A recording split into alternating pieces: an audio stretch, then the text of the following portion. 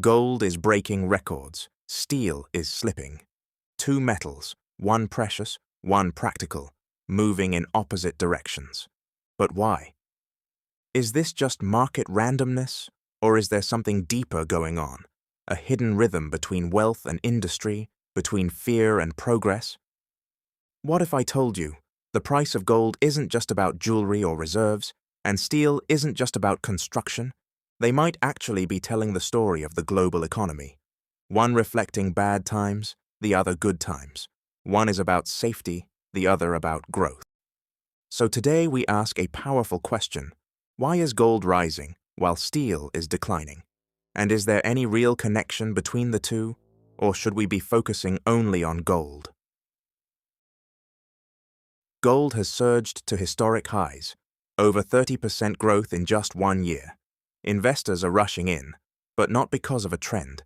It's something older than markets, older than banks. Gold has always been the ultimate symbol of safety. When the world feels dangerous, unstable, or simply confusing, people turn to gold. And right now, the world feels all of those things. From trade tensions to war threats, to rising debt and falling trust in fiat currencies, fear is fueling the gold rally. But it's not just emotions. There are concrete forces driving this. First, escalating US-China trade disputes, a global surge in protectionism, and whispers of a new Cold War. Investors hate uncertainty, so they're fleeing to gold. Central banks around the world have been on a buying spree, especially in Asia and the Middle East. Over 1,000 tons of gold were added to global reserves last year alone. Why? Because even countries don't trust each other with their money anymore. 3. With inflation still eating into fiat value and interest rates potentially heading down again, gold becomes the perfect hedge. It doesn't pay interest, but in uncertain times, it doesn't need to. Its strength is its stability. B-roll of gold jewelry, people withdrawing cash, charts showing inflation spikes. In short, gold is rising not because the world is growing, but because the world is worried. And when people worry, they save, not in banks, not in dollars, but in gold. While gold climbs, steel slips. This isn't just a correction, it's part of a global slowdown in demand for development. Steel is the backbone of infrastructure. Skyscrapers, bridges, cars, appliances. It's not glamorous, but it's essential. When economies grow, they use more steel. When they slow down, steel feels it first. Right now, the world isn't building as fast, and that's why steel is struggling. Countries like China have stockpiles of steel and iron ore. Factories are still running, but the buyers, they've slowed down, so prices fall. Construction is cooling, manufacturing is hesitating, big infrastructure plans are being delayed, especially in developing economies facing high debt. 3. Prices of inputs are falling. Even iron ore, a major raw material for steel, has seen double-digit drops. It's a clear sign the appetite for building has weakened. Steel thrives when the world is building, but right now, the world is waiting. Part 3. Is there a correlation, or are they worlds apart? So now comes the question at the heart of this story. Is there a real connection between gold rising and steel falling, or is this just coincidence? At first glance, gold and steel couldn't be more different. Gold is luxury, steel is necessity. Gold is stored, steel is used. Gold is for fear, steel is for progress. But when you zoom out, you'll start to notice something strange. Gold and steel often move in opposite directions, not because they directly impact each other, but because they respond to opposite moods. When the world is hopeful, steel rises. When the world is afraid, gold rises. One asset loves good times, the other protects you in bad times.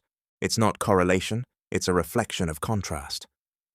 In boom periods, governments spend more on infrastructure, companies expand, steel demand soars, investors chase growth. But in times of recession, war, or crisis, they pull back and move into safety. That's when gold shines. So it's not about gold versus steel. It's about what each metal tells us about where we are in the cycle. Right now, we're somewhere between fear and a reset. Part 4. Luxury versus necessity. What do we really value in uncertain times? There's a deeper story here, one that goes beyond markets and charts. It's about human behavior. Gold isn't rising just because of macroeconomic indicators. It's rising because in moments of uncertainty, we gravitate toward luxury that feels safe. Gold is portable wealth. It's emotional, historical, cultural, from ancient Egypt to modern Mumbai, from central banks to family heirlooms. Gold is comfort. Steel, on the other hand, is the symbol of necessity, but necessities only flourish in confident times. Psychological versus practical value. Gold's value is psychological, steel's value is practical, and in a crisis, psychology wins. We don't pause building because we don't need to build. We pause because we're unsure if we can afford to. That's when priorities shift, from growth to protection. It's like choosing between planting seeds for the future or buying shelter for the storm. And right now, we're sheltering. Part 5. Should you focus only on gold? At this point, you might be wondering, if gold is rising and steel is falling, should I just focus on gold? Should we ignore everything else and double down on safety? It's a tempting idea, and on the surface, it makes sense. Gold is surging, steel is struggling. Go where the money is flowing, right? But here's the thing. Gold isn't always the answer. It's not a magic solution. It's not a growth machine. Gold doesn't create value. It stores it. In that sense, gold is like a lifeboat. It's designed to keep you safe, not take you somewhere new. The hidden cost of safety. Every dollar you put into gold is a dollar not building the future, not funding innovation, not creating jobs. Because when the world recovers, and it always does, gold slows down. That's when steel, construction, and development start to shine again. Steel always returns. Visuals. We might be afraid now, but fear never lasts forever.